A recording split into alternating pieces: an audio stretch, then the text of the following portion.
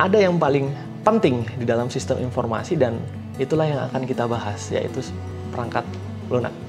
Sebenarnya apa sih perangkat lunak? Perangkat lunak itu adalah sebuah komputer program yang berasosiasi dengan dokumen yang di dalamnya terdapat requirement, desain model, dan user manual. Software produk itu juga bisa dikembangkan untuk permintaan khusus dari customer ataupun dikembangkan untuk sesuatu yang sifatnya general, pasar yang sifatnya umum.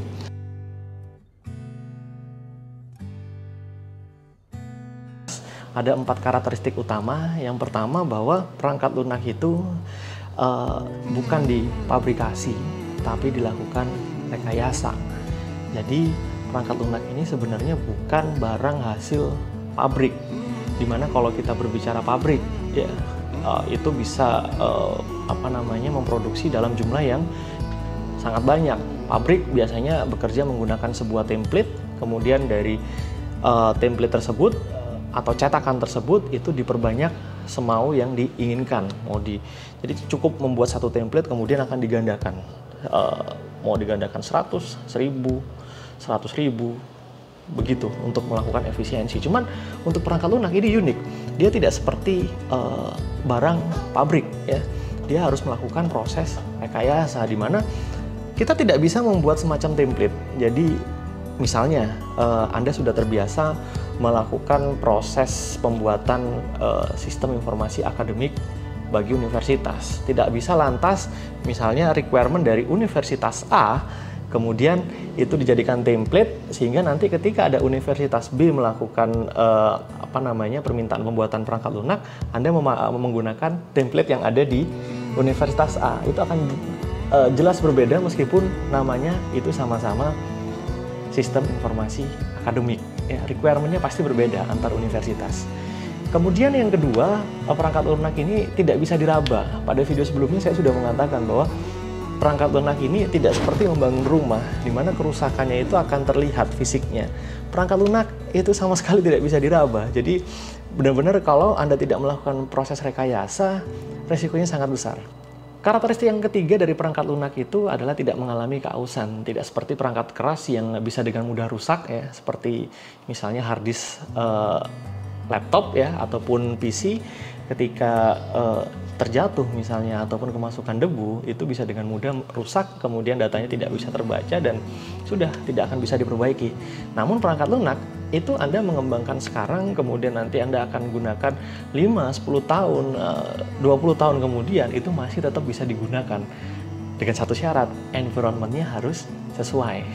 Jadi kalau Anda misalnya mengembangkan di Windows 10 ya berarti nanti 10 tahun kemudian agar perangkat lunak ini bisa berjalan dengan baik ya environment-nya harus Windows 10 itu, misalnya seperti itu. Kemudian karakteristik yang keempat, perangkat lunak itu hampir selalu kustomisasi. Jadi dari skala 1 sampai 100% saya bisa katakan di atas 95% perangkat lunak di pasaran itu adalah sifatnya adalah custom, menyelesaikan permasalahan tertentu. Jadi tidak seperti misalnya perangkat lunak pengolah kata atau pengolah angka di mana itu adalah sifatnya general. Itu sangat jarang sekali klien meminta dibuatkan perangkat lunak yang sifatnya general. Mereka akan meminta yang spesifik sesuai dengan proses bisnis dari organisasi mereka.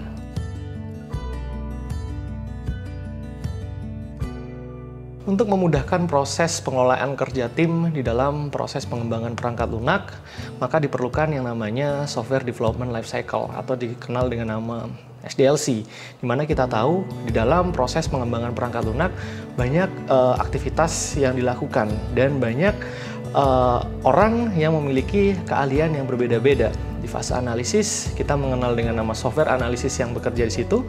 Di fase desain ada software designer yang bekerja di situ. Di fase implementasi akan ada software programmer dan yang terakhir di fase pengujian akan ada software tester. Di setiap bagian-bagian ini itu bisa saja lebih dari satu orang yang bekerja untuk menyelesaikan project, tergantung skalanya. Semakin besar skala project tentunya akan semakin banyak orang yang bekerja di situ. Sehingga pemilihan SDLC yang tepat, yang sesuai dengan karakteristik dari projectnya itu akan menentukan keberhasilan dari perangkat lunak yang dikembangkan. saya akan membahas beberapa SDLC yang populer yang sering digunakan di dalam proses pengembangan perangkat lunak. SDLC yang pertama itu dikenal dengan nama waterfall atau air terjun. Sesuai dengan namanya, SDLC waterfall di sini itu dari keempat bagiannya, analisis, perancangan, implementasi, dan pengujian, itu dilakukan secara bergantian, sekuensial atau linear. Dia setiap fase ini akan dikerjakan setelah fase sebelumnya itu diselesaikan. Misal di fase perancangan itu tidak akan bisa dilakukan sebelum fase analisis selesai dilakukan oleh software analis. Jadi kalau kita lihat dari diagram yang ada di sini, waterfall ini memiliki keunggulan-keunggulan. Keunggulannya adalah setiap aktivitas itu bisa dikerjakan dalam waktu yang sangat cukup ya, dan bisa dipastikan kualitasnya juga akan baik. Misalnya di fase analisis ini analis bisa akan bekerja dengan lebih optimal untuk menggali kebutuhan sebanyak mungkin dari stakeholder. Kemudian kita bisa dengan serta-merta melakukan yang namanya freezing. Jadi mengunci requirement yang sudah didapatkan. Dari requirement yang sudah didapatkan di sini akan dikirimkan di fase designer, di fase perancangan untuk dilakukan proses perancangan. Kemudian setelah itu akan dibuat modelannya, kemudian di freeze lagi, kemudian lanjut di fase implementasi. Jadi memang betul-betul bergantian. Ini akan lebih mudah dipahami bahkan oleh tim yang kurang berpengalaman sekalipun. Cuman memang ada kelemahannya bahwa waterfall di sini memiliki waktu yang lebih lama. Waktu yang diperlukan untuk menyelesaikan sebuah project itu akan lebih lama.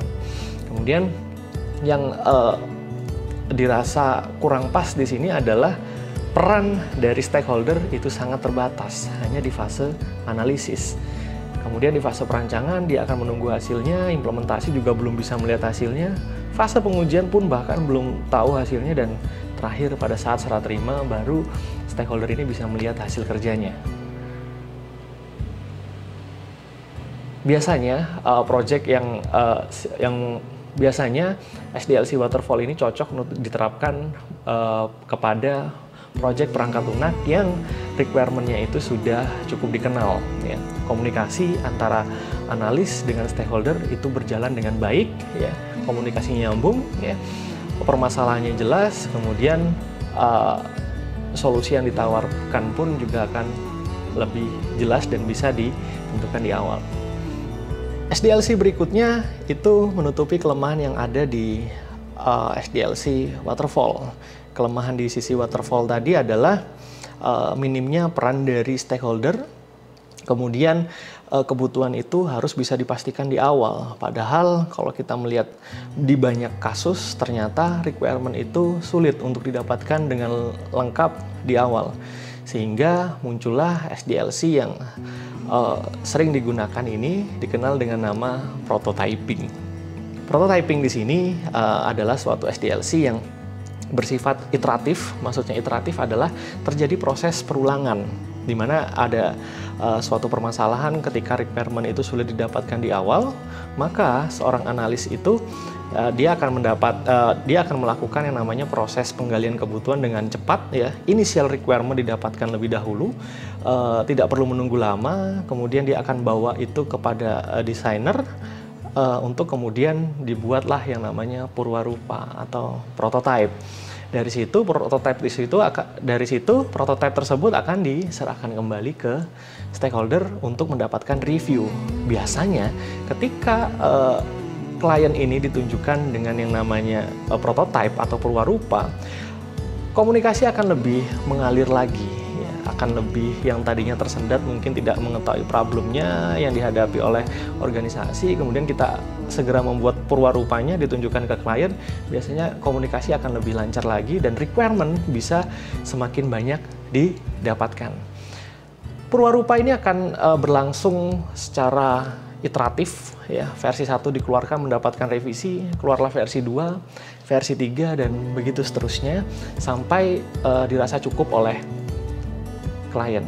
Kemudian setelah dirasa cukup, proses berikutnya adalah merapikan kembali kita akan mengumpulkan kembali requirement-requirement yang tadi sifatnya masih inisial ke dalam sebuah dokumentasi yang lebih lengkap, kemudian dilakukan implementasi oleh programmer dan tetap akan melakukan proses pengujian sebelum serah terima ke tangan pelanggan.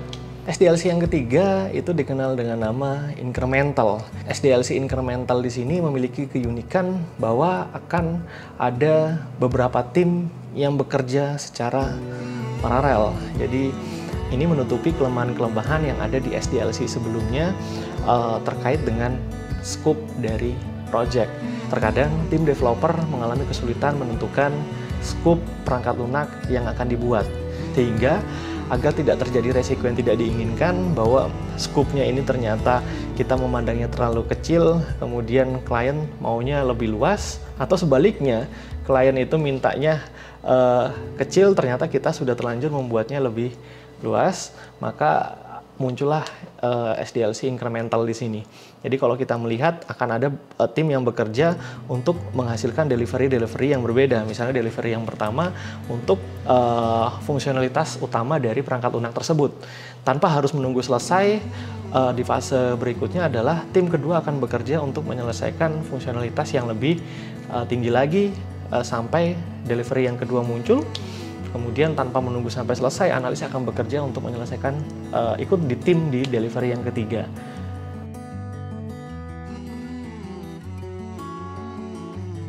Tidak ada SDLC yang bisa menyelesaikan untuk satu jenis project tertentu, atau tidak ada satu SDLC utama yang bisa menyelesaikan untuk semua karakteristik project. Namun saya bisa memberikan panduan di sini untuk menentukan SDLC yang cocok dengan project yang Anda sedang kerjakan. Ada 3 hal.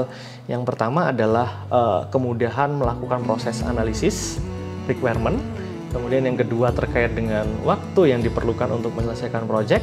Dan yang ketiga adalah biaya yang dikeluarkan.